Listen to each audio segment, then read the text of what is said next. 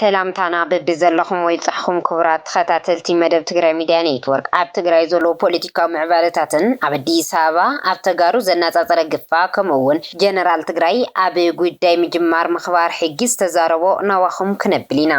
ንምክትታልኩም ብኽብሪ ብምዕዳም ናብ ዝርዝራቶም ክነስክረኩም ካብ መረበቶም ተመዛቢሎም ዘለዉ ወገናት ናይ ሎሚ ሓምሻይ ክረምቲ እውን ክምለሱ ዶ ይኾኑ ወይስ ከምቶም ዝሓለፉ ዓመታት እዋን ክረምቲ ኣብ ኬንዳ ይሕልፉ ዝብል ንኹሉ መተሓሳሰቢ ኮይኑ ዘሎ ጉዳይ ከምቲ ኣብ ዝሓለፈ እዋን ዘቕረብናልኩም እዞም ወገናት ናይ ሎሚ ክረምቲ እውን ኣብ ኬንዳ ክሕልፉ ከም ዘይኽእሉን ናብ መረበቶም ክምለሱ ከም ዘለዎምን ኣጥቢቖም ዝሓተቱ ኮይኖም ዋላ እውን ባዕሎም ከም ዝኣትዉ እናተዛረቡ ቀኒዮም እዮም ምዚ ምምላስ ተመዛበልቲ ተታሒዙ ናብቲ ቦታ ኣምሪሖም ምስ ኣመሓዳሪ ክልል ኣምሓራ ኣይተ ኣረጋ ከበደን ምስ ኣመሓዳሪ ዞባ ምዕራብ ኮነሬል ደመቀ ዘውድን ክዘራረቡ ዝተረኣዩ ኣይተ ጌታቸው ረዳ ኣብ መድረኽ ቀሪቦም ኣብ ወልቃይት ይኹን ፀገዴ ናይ ማንነት ሕቶ ኣሎ ኢለ ኣምንን ናይ ኢኮኖሚ ተጠቃምነት ሕቶ ከም ዘሎ ግን ይፈልጥ እየ ብዝኾነ ናተይ እምነት ከም ዘለዎ ኮይኑ ኣብዚ ዘለኹም ሰባት ኣሎ ኢልኩም ተኣምኑ እንተኮይንኩም ዝኾነ ይኹን ሕቶኹም ብሰላማውን ሕጋውን መገዲ ጥራይ ሓቲትኩም ክትፈትሕዎ ኣለኩም ከም ዝበሉ ሰነ 2017 ዓመተ ምህረት ኣዲስ ስታንዳርድ ኣብ ዘውፅእ ሓበሬቱ ገሊጹ እዩ ድሕሪዚ ዝወፅእ ሓበሬታ ድማ ቅድም ቀዳድም ጌታቸው ረዳ ናብ ምዕራብ ትግራይ ኸይዱ ብዛዕባ ተጋሩ ምምላስ ዘይኮነስ ናይ ኣብይ ኣሕመድ ልኡኽ ሒዙ እዩ ኸይዱ ስለዚ ምምላስ ተመዛበልቲ ዝምልከት ካብ ትግራይ ንዝውከሉ ሓለፍቲ ዳ እምበር ንጌታቸው ኣይምልከትን ቅድሚ ሕዚ እውን ተመዛበልቲ ንኸይምለሱ ዝስራሕ ዘሎ ብናይ ትግራይ መራሕቲ ዳ እምበር ብፌደራል መንግስቲ ኣይኮነን ዝበለ እዩ ብምባል ብዙሓት ተጋሩ ዘለዎም ኣሉታዊ ርእይቶታትን ተቐምጡ ተረኣዮም እዚ ከምዚ እናሃሎም ተጋዳላይ ገብረ ዓዴት ማለት እውን ገብረ ጻድቕ ድማ ብወገኑ ብሸዋ ዝመጽእ ፖለቲካ ብሸዋ ዝመጽእ ሓይልን ናይ ትግራይ መንነት ከኽብር ኣይኽእልን ዝበለ ኮይኑ ትግራይ ካብ ቀደም ጀሚሩ ብዝመጽእ ተቃርኖ ታሪክ ተሸቢባ ካብ ማእኸል ዓዲ ብዝፍጠር ሸርሒ ድማ እናተሓለኸት ክሳብ ሕዚ ዕረፍቲ ሲኢና ትርከብ ዝበለ ኮይኑ ሎሚ እውን ጸላቲ መንነት ተጋሩ ንትግራይ ብሙሉእ ዓቕሞም ከጥፍኡ ኣብ ዝመጽሉ እዋን ብመንነቱ ዘይደራደር ህዝቢ ትግራይ እምቢን መግዛእት ኢሉ ኣሕፊሩ ከም ዝመለሶም ዝዝከር እዩ እዚ ብሓይሊ ክገብርዎ ዘይከኣሉ ህዝቢ ናይ ምጥፋእ ስልቲ ድማ ሎሚ ብስምምዕነት ፕሪቶሪያ ደው ንዝበለ ኩናት ዳግማይ ንኽጅመር ብምህቃን ኣብቲ ስምምዕነት ዝተፈረመ ምምላስ ግዛኣት ትግራይን ተመዛበልቲ ወገናትን ንዘይ ምምላስ ብዕቱብ ይሰርሐሎ ይብል ምዚ ተታሒዙ ድማ እቶም ንሓድነት ትግራይን ተጋሩን ክሳብ ናይ ህይወት መስዋዕቲ ዝኸፈሉ ወገናት ኣብ ክንዲ ክብሪ መሃብ እናናሸኻ መኸተ ትግራይ እናተቃወምካ ዝግበር ዘሎ ምንቅስቓስ ኮነ ተባሂሉ ሓድነት ንምዝራግ ዝተሸርሐ ሽርሒ ክብል ይገልጾም ሕዘብ ዝናይ ጽንተት ውግእ ህዝቢ ትግራይ ከም ህዝቢ ተወዲቡ ተቃሊሱ ኣብ ውሽጢ ዓዲ ዘሎ ይኹን ኣብ ወፃእ ዘሎ ንኻልኦት ብዘቕንእ መንገዲ ካብዚ ህዝቢ ከም ተፈጠርና ዘብል ሓድነትን ጽንዓትን ጀግንነትን ዘርአየ ህዝቢ እዩ ነዚ ቃልሲ እዚ ድማ ዝመርሑ መራሕቲ እውን ነይሮም ነዚ ዝመርሑ መራሕቲ እንዳናሸኻ ነቲ መኸተን ምምካት ዝተወደባ ውዳበታት እንዳናሸኻ ንብሔራዊ ክብርታትና እንዳናሸኻ ነቱ መሪሕ ዘሎ ሰራዊት ዘሎ እንዳናሸኻ እንዳጸረፍካ ጅግናታት ጀጋኑ ብሙሉኦም እንዳጸረፍካ ጀጋኑ ምፍጣር ይከኣልን ናይ ጅግና መወቆል ህዝቢ ትግራይ እዩ በዓል ዋና ናይ ተቃልሲ ህዝቢ ትግራይ እዩ ህዝቢ ትግራይ ድማ በብእዋኑ ኣሻሓት ጀጋኑ እዩ ዝፈጥር ንጀጋኑና ብሔራዊ ክብሪ ኸይሃብና ነቲ መኸተ ብሔራዊ ክብሪ ኸይሃብና ንዝገበርናዮ ጸረ ጽንተት ናይ ምክልኻል ጅግንነት ተመልኦ ውግእ ንዕኡ ክብሪ ኸይሃብና እንተኸይድና ቀጻሊ ጀግና ምፍጣር ይከኣልን ቀጻልን መንነትካ መስዋዕቲ ምኽፋል ዝበሃለ ይመጽን ብቐጻልነት ንብሔራዊ ክብርኻ ንመንነትካ ንሉዓላውነትካ ብጅግንነት ምምካት ዝበሃል ክመጽእ ይኽእልን ኮነ ተባሂሉ ይሰርሐሉ ዘሎ ብዚ ነዚ ንምምዳህ ድማ ይብል ተጋዳላይ ገብረ ጻድቕ ካብ ጫፍ ናብ ጫፍ ትግራይ ሓደ ኮይኑ ዝተቃለሰ ህዝቢ ሕዚ ንምፍልላይ ዝግበር ዘሎ ሽርሒ ተረዲና ሓድነትና ኣስጢምና ክንቃለስ ይግባእ ይብል ብሔራዊ ሓድነትና ኣብ ሓደጋ ዘእቱ ነገራት ይቀላቀል ኣለዉ ነዚኦም ብእዋነ ለሊና ክንቃለሶም ኣለና ኣብ ዝኾነ ኩርናዕ ትግራይ ካብ ጫፍ ራያ ጀሚርካ ክሳብ ጫፍ ወልቃይት ካብ ሰሜን ጀሚርካ ሳዕ ደቡብ ካብ ምብራቕ ጀሚርካ ሳዕ ምዕራብ ኣብ ተጋሩ ጽልእ ነይሩ ይፈልጥን ከም ተጋሩ ዝፈላል ነገር የለን አንጻር ወጽዓ በሐባር ሓቢሮም እዮም ዝቃለሱ ሕዚ ኾነ ተባሂሉ ብጸላእትና ዝወሃበና ተጋሩ ናይ መብታን ሓደጋ ነንባዕልና ክንጠራጠር ነንባዕልና ዘየለ ነገር ክነምጽ አምሲሎም ዝዝርግሕዎ ፕሮፓጋንዳ እዙይ ክንቃለሶ ይዝግበአና ኣብ መንጎ ህዝብና ዝኾነ ዓይነት ቅርሕንቲ የለን ዝኾነ ዓይነት ጽልእ የለን ካብ ጫፍ ናብ ጫፍ ኣምጺካ ናይቲ ሓረስታይና ናይቲ ነጋዳይና ኩሉ ሰሪዑ ክልወጥ ዝደሊ ሰላም ክመጸሉ ዝደሊ መንነቱ ክኽበረሉ ዝደሊ እምበር ካልእ ዘጓንጽ ነገር የብሉን ትግራዋይ ከም ትግራዋይ ሕዚ ዘድልየና እንታይ እዩ ኣብ ሓደ ብሄራዊ ምርድዳእ ምብጻሕ እዩ ዘድልየና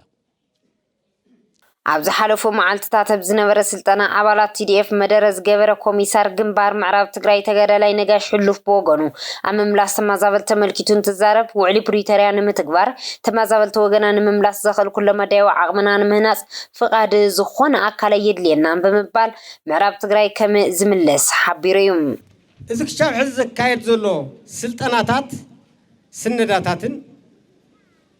ናይ ሞራልን ስነ ልቦናን ህንጸት መድረኻትን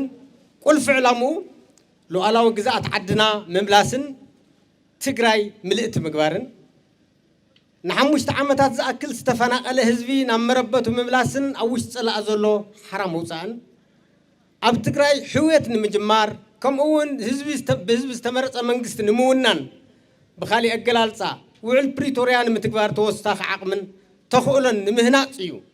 ስለ ዝኾነ ናይ ማንም ፍቓድ ናይ ማንም ላይሰንስ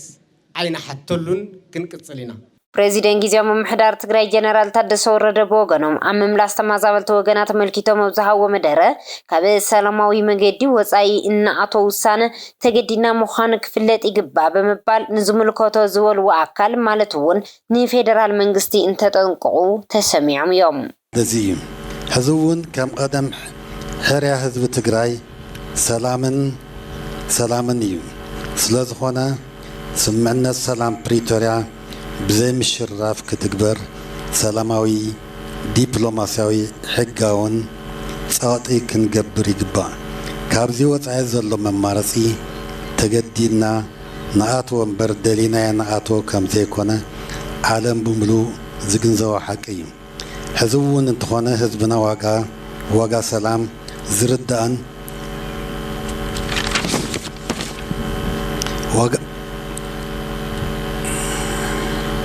ዝርዳእን ንሰላም መስዋዕት እናኸፈለ ዝመፀን ዘሎን ከም ምዃኑ መጠን ውዕሊ ፕሪቶርያ ኣብ ምፍጻም ዘለው ጸገማት ተስፋ ከይቆረፀ ፖለቲካውን ሰላማውን ቃልሲ ኣጠናኺሩ ክቕፅል በዘጋጣሚ ይጽውዕ መንግስቲ ፌደራል እውን ውዕሊ ሰላም ፕሪቶርያ ከተግብር ዝኣተወ ውዕሊ ከኽብርን ዘላቒ ሰላም ዘሎ እምነት ብኽብሪ ከረጋግፅን ጻውዒትና ነቕርብ እዚ ፖለቲካዊ ወጥሪ ኣትያ ዘላ ትግራይ ሓደ ፖለቲከኛታት ርእይቶኦም እንትህቡ ትግራይ ኣብ ኢድ ዘይፈልጥዋ ወዲቓ ይብሉ እሞ ነዚ እንተብራህርሁ ድማ ትግራይ ሕዚ ዘድልያ ስርዓት ዘለዎ መንግስቲ ዳ እምበር ከምቲ ብየማን ፀጋም ዝበሃል ዘሎ ሓደ ነቲ ሓደ ጉጅለ ድሕረት እናበለ ሓደ ነቲ ሓደ ድማ እዞም ደም ህዝቢ ሰትዮም ዘይፀገቡ እናበለ ምንትራኽ ኣይኮነን ነዚ ድማ እዩ ትግራይ መዋፅኦ ንምድላይ ብሓደ ወገን ምስ ኤርትራ ብሓደ ወገን ድማ ምስ ፌደራል ንምፅጋዕ ግደል ዘላ እዚ በዚ እንተቐፂሉ ትግራይ ናብ ዝለዓለ ናይ ፖለቲካዊ ኢኮኖሚያዊ ማሕበራውን ቀውሲ ከም እትኣቱ እናሓበሩ ነዚ ንከይኸውን ክሰርሑ ዝግብኦም ኣካላት ድማ ዛጊድ ክስራሕ ዝግብኦም ከይሰርሑ ኣብ ዕንክሊል እዮም ዝርከቡ ኢሎም ይወቕሱም ከም ኣብነት ንምርኣይ ድማ ጀነራል ታደሰ ወረደ ኣብ ፈለማ ፕሬዚደንት ምምራፆም ትግራይ መንግስቲ ንክህልዋ ክሰርሕ እየ ኢሎም እኳ እንተነበሩ ክሳብ ሕዚ ግን ትግራይ መንግስቲ ኣልባ ኮይና ትርከብ ይብሉ ጀነራል ታደሰ ናይ ፕሬዚደንት ታደሰ ጀነራል ታደሰ ሁሉ ዘረባ ሰማዕኩ ክልተ ዓመትን መንፈቕን ወሎ ከም ሓንቲ መዓልቲ ኣብ ዝረኸብናዮ ኣጋጣሚ ግደፉ ሰንተር ናይ ትግራይ ክኾን ዝግብኦ መንግስትን መንግስታውነትን እዩ ስቴትሁድ ስርዓተ መንግስትነት سنتر غيرنا انا خنسرح زغبنا حزي لا ጌታቸው ጽቡቅነት መልኩ ቆንጆ ዲዩ ጌታቸው ህበይዲ ዝመስል አጀንዳኩም አይተግበርዎ መንግስታውም ሓውርኩም መስራሕ ሓቢርኩም ንጠፉ ድሕሪዩ ዝተሰርሐ መንግስቲ መንጢልካ እንተ ሓስካዮ ጉዳት የምጸልካ መንግስትነት ሰንተር ግበሩ ደጋጊምና ገሊኦም መንግስትነት ሰንተር ግበሩ ክንብል ከለና ናይ ግምትዮም ናይ ገለእዮም زولنا قربا رختنا تيترفو مالتي او نايغيتاچو يوم داور زور نايغيتاچو يوم يقولوا نايغرم منግስትነት يا تግራይ سنتر كتكبر زغبا منግስትነት سنتر غيرካ ይሰራ ወደ ወረደ መንግስትና ማኸል ንግበር ኣብ ሓደ ጋለና ዝብላ ዓበይት ታሽሙ ቢሉ ግን انا خمصلካ انا ተንኮንተ ተንዘልዕለን ተን መንግስት ንክንትንተለና አይ ኣብ ጌታቸው እና ነትኩር ዝውሉ ዝነብሩ ሰባት ማለት እዩ ከመገረም ካብኡን ላዕሊ ሓሱልካ ትግምት ከመገረም ይሓስቡ ወስቲ انا መንግስት አይገበረሎም ሰም ጌታቸው ሒዝዎ ዘሎ መንግስት ምንጣሊ ዝሓስቡ ካብኡ ከመገረም انا ከምዚ ከመገረም ይሓስቡ ይኮነን ህዘ ፓብሊክ ሚዲያ ወጽኻ ومزحة ممكن يكون كاتحسون ومناخ مثل كذا البابليك ميديا وثيقة بوليتيكا توقع تخونكا نسوم كم يحسوا أجندة نيكون كم زحسوا يحسوا قلت أنا نقدر كحسوا وزق بقى جن what to think about كوت نقول تخلي خمسة what to think about فريم غيركا what to think يتنقولون نسا تاي كز حاسة كم زلوا يتنقول ومو كم يكحمسوا كم يجيرون نتحسب كن كم يجيروا حسوا هم زلوا what to think about كنت نقول إيه حاجن እቲ ኻሊእ ዛዕባና ድማ ኣብ አዲስ አበባ ብፍላይ ድማ ተክለ ሃይማኖት ኣብ ዝተባሃለ ሰፈር ካብ ሰንበት ጀሚሮም ክሳብ ሎሚ ተጋሩ ብጣዕሚ እናተሓፈሱ እዮም ዘለው ዝብል ሓበሬታ ወፅየሎም እተን ግፋት ዝካየደለን ድማ ካብ ዝተፈላለዩ መዘናግዒ ቦታታት እዮም ክብልዮም ዝሕብሩም ኣብዚ ሕዚ ሰዓት አምስተኛ ዝተባሃለ እስር ቤት ብተጋሩ ተጨናኒቆ ከም ዘለውን ይገልጽዮም ዘለው ጊዜያዊ መንግስት ትግራይ ዝምልከቶም አካላት ሰው መሰላትን ድምጽ ይኹኑና ይብሉ ወሃውት ሓበሬታ ብዛዕባ ግፋት ተጋሩ ኣብ አዲስ አበባ ክስማዕ ቀንዩ ዝምልከቶም አካላት መንግስትን ሰው መሰላትን ለተጋሩ በመንነቶም አሳቢውካ ዝግበር ዘሎ ግፋን ማሰርትን ብህጹጽ ደው ክብልን እቶም ተገፊፎም ኣብ ሕማቅ ቦታ ተዳጉኖም ዘለው ተጋሩ ብህጹጽ ንኽፍትሑ ግደኹም ከተበርክቱ ሓላፍነትኩም ክትዋጽኡን ዝብል ጻውዒት እውን ይቀርበሎም ኣሎም ኣብ አዲስ አበባ ዘለኹም ተጋሩ ንኸይትእሰሩ ጥንቃቄ ግበሩ ድማ ይብሉም እቲ ኻሊእ እዋናዊ ትሕዝቶና ድማ ጀነራል ዮሐንስ ወልደ ጊዮርጊስ ጆን መዲድ ድሕሪ ሕዚ ሕግን ስርዓትን ክነኽብር ኢና ኢሎም ላዕለዋይ ኣዛዚ ሓይልታት ጸጥታ ትግራይ ተጋዳላይ ዮሐንስ ወልደ ጊዮርጊስ ካብ ሕዚ ዘሎ ሕግን ስርዓትን ብምኽባር ናይ ቀጻሊ ስራሕና እዩ ክብል ገሊጾም ጀነራል መዲድ ነዚ ዝበለ ኣብ መድረኽ ትልሚ ምኽባር ጸጥታን ድሕንነትን ጥሙር ኮሚቴ ኣካላት ጸጥታ ዞባ ደቡብ ምብራቕ ትግራይ ኣብ ከተማ መቐለ ዝተኻየደሉ እዋን እዩ ኣብቲ መድረኽ ዋና ማሓዳሪ ዞባ ደቡብ ምብራቕ ትግራይ ድማ ሰባት ፖለቲካዊ ሰልፎም እምነቶም ይኹን ካለ አራአዮም ዝወጽሖም ጉናይ ደው ክብልን ኣብ መገዛ ዓዶም ብዘይፈላላይ ክነብሩን ክስራሕ ኢሎም ዋና ማሓዳሪ ዞባ ደቡብ ምብራቕ ትግራይ ኣይተከላለ ሓጋዚ ኣመራርሓቲ ዞባ ኣብ ክልተ ብምኽፋሉ ጸጥታን መንግስታዊ ግልጋሎትን ኣብ ጸገም ወዲቖም ምጽንሖም ብምግላጽ ህዝቢ ጸጥቱ ውሕስ ኮይኑ ናብ ልምዓቱ ክወፍርን ሰባት ብፖለቲካዊ ሰልፎም እምነቶም ይኹን ካለ አራአዮም ዝበጽሖም ጉናያት ደው ክብልን ምስ ኣካላት ተዋዲድካ ከም ዝስራሕ ገሊጾም ኣብ ሓራ መሬት ዘሎ ሓይሊ ብሰላማዊ መገዲ ክነፍርሶ ሕቶ ዘሎ ወገናት ድማ ብሰላማዊ መገዲ ክቃለሱ ክንፈቅድ ይግባእ ዝበሉ ኣይተከላሊ ካብ ሕዚ ወጻኢ ብስም ሓራ መሬት ከባቢና ናይ ሸፋቱ ቦታ ክኸውን ኣይንፈቅድን ክብሉ ተዛሪቦም ተጠቃምነት ሃርበኛታት ስድራሱ ሃርበኛታትን ምርግጋጽ ካብቲ ዝተጀመረ ንላዕሊ ክንሰርሕ ይግባእ ክብሉ እቶም መሓዳሪ ብፍላይ ድማ ኣብ ዞባ ዝረኣዩ ገበናትን ስጋኣት ገበን ንምውጋድ ተናቢካ ምስራሕ ኣገዳሲ ምዃኑን ኣገንዚቦም እዮም ኣብቲ ማሕበራዊ መድረኽ ኣካላት ጸጥታ እቲ ዞባ ዝተደረኸ ጀነራል ዮሐንስ ወልደ ጊዮርጊስ መዲድ ድሕሪ ሕዚ ግን ስርዓትን ሕግን ክነኽብር ምዃንና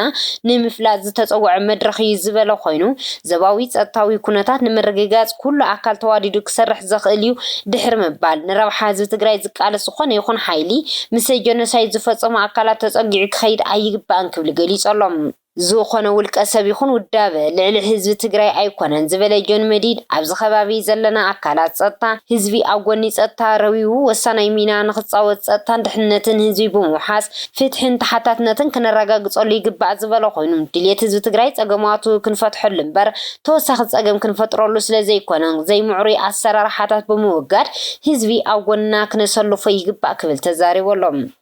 ኣብ መወዳእታ ረብሓ ህዝቢ ማእኸል ዘይገበረ ፖለቲካ ትግራይ ዘርእስቱ ኣብ እዋናዊ ፖለቲካ ትግራይ ዘድሃበ ጽሑፍ ናባኽን ብምቕራብ መደብና ክንዛዝም።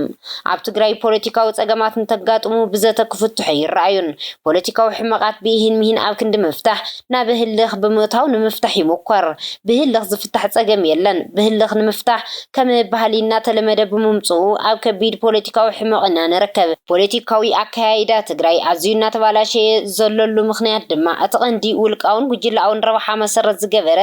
ስለ ንኽተልዩ ይብሉም ረብሓ ህዝቢ ናብ ወጋዕ ዕዳጋ ስለ ዝቐርብ በማለት ፖለቲካ ትግራይ ጥበብ እንተይኮነስ ግትርነት ዝተመልኦ እዩ። መሪሕነት ህወሓት ነንባዕሎም ምስምዕማዕ ስኢኖም ንህዝቢ ትግራይ ኣብ ስግኣት ተውዲቖሞ ይርከቡ። ጥራሕ እንተይኮነስ ናብ ዝኸፈ ጸገም እናጎተትዎም ዘለዉ ካብ ዝሓለፈ ምምሃር ኣብይዎም ኣብ ዝሓመቐ ፖለቲካዊ ኣካያይዳ ተሸኺሎም ሕዚ እውን ካብ ሕጊ ወፃኢ ጌጋታት እናፈጸሙ እዮም ዝርከቡ ይብሉም።